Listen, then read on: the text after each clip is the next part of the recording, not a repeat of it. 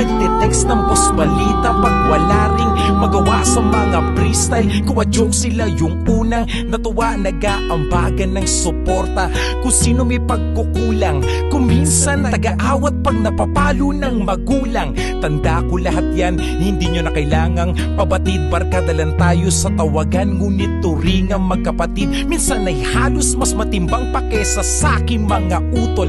Di ba kalakad ng kaliwa pag wala ang kanan nakaputol? Sa tuwing umuulan, naaalala kita.